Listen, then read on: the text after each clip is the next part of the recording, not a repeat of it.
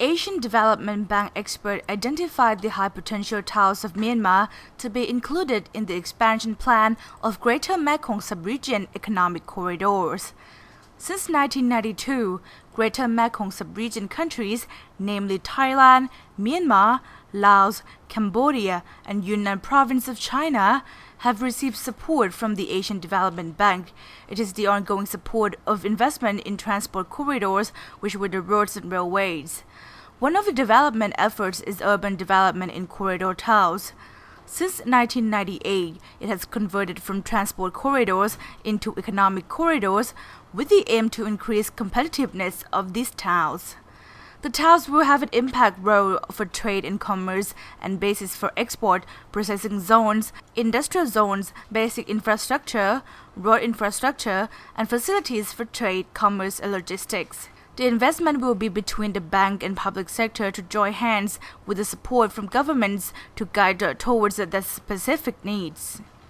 By 2012, 9 GMS corridors have been identified with several branches and sub-corridors, for example, Northern, Western, Northeastern, Eastern, Central, North-South, East-West, Southern, and Southern Coastal. The investment for the corridor towns will be in environmental infrastructure, such as access to basic infrastructure, cleaner environment and mitigation of climate change impacts, and economic infrastructure, namely development of markets, logistics centers, dry ports, industrial zones, incubators for SMEs, and tourism development. ADB plans to expand GMS corridor towns with the integration with China and the inclusion of Myanmar. Apart from Yangon and Mandalay, ADB has projected several other cities that have high potential to connect with neighboring towns under the same corridor to become rising economic centers. There is Maula Mine at the East-West Economic Corridor, not very far from Yangon. Further south there is the city of Davai, which is very much targeted by Thai investors at the moment, and I think Government of Thailand support is there, and we can see a number of towns along the big corridor that connects Yunnan province in China, Mandalay, and the western coast of Mandalay, and particularly Kyaukpu on the coast of the Gulf of Bengal is pronounced and targeted as becoming a major hub for investment, and something that they have dubbed already as a potential second Singapore. So we see a lot of potential along that corridor as well. A further corridor which one broadly can also identify is the connection between Mandalay and India.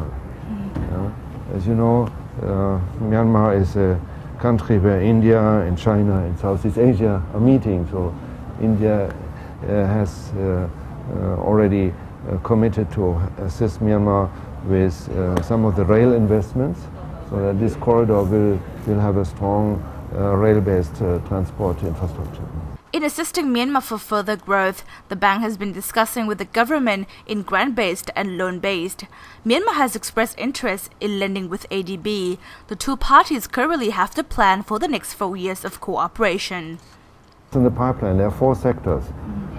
There is energy, there is road transport, but mostly I think concentrating on the East-West Economic Corridor.